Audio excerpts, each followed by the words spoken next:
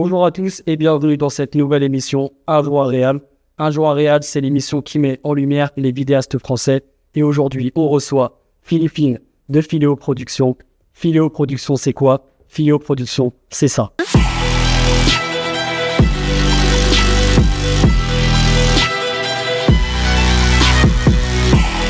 Alors Philippine, comment tu vas? Ça va bien et toi? Ça va nickel, merci. Est-ce que tu peux te présenter en quelques mots? Oui, je m'appelle Philippine, j'ai 30 ans. Je suis toute seule à diriger Philéo Productions parce que je suis toute seule dans Philéo Productions.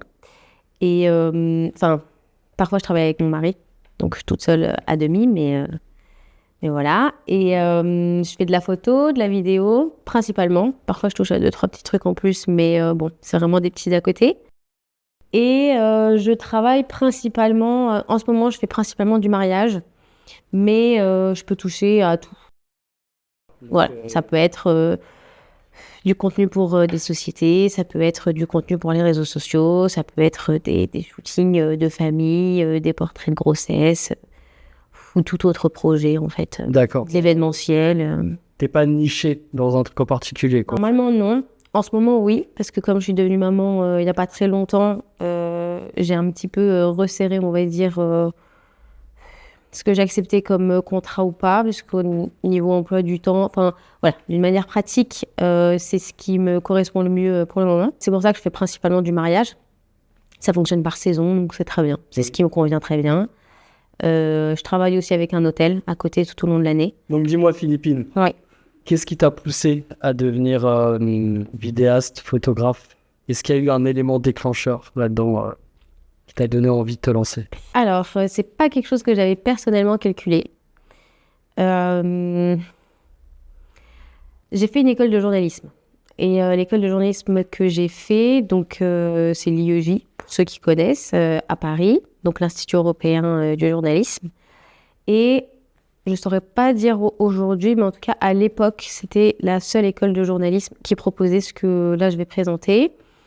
C'était une école qui avait vraiment axé tout son enseignement sur de la théorie et de la pratique. Donc j'avais autant d'heures de théorie que d'heures de pratique. D'accord. Donc en fait on nous a appris énormément de techniques. On nous a appris à filmer, on nous a appris à faire du montage vidéo, on nous a appris à enregistrer du son, à monter du son, à écrire des articles, toute forme d'articles en fait, que ce soit d'ailleurs de la presse écrite ou que ce soit du web, parce que ça diffère un petit peu.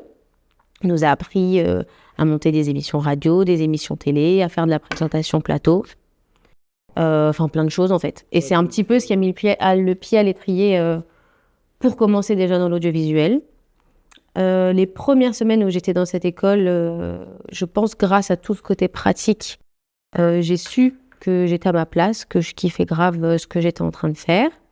Et quand je suis sortie de cette école, j'ai travaillé pour un journal télévisé en Occitanie, à Perpignan, qui était sur le web, qui fonctionnait plutôt bien.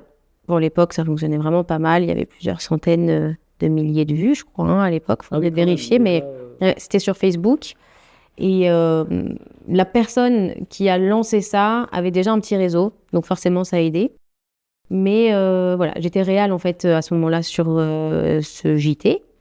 Et en fait, ça m'a développé tout un réseau là-bas de gens qui, au fur et à mesure, me demandaient « Ah, puisque tu fais aussi de la captation, est-ce que tu peux venir faire mon mariage? Ah, est-ce que tu peux aussi me prendre des photos pour ça ?» À première vue, c'était du travail, donc j'ai dit oui. Puis en plus, ça m'intéressait, je kiffais, ça me faisait rencontrer plein de gens. Moi, je venais d'emménager là-bas, donc c'était cool.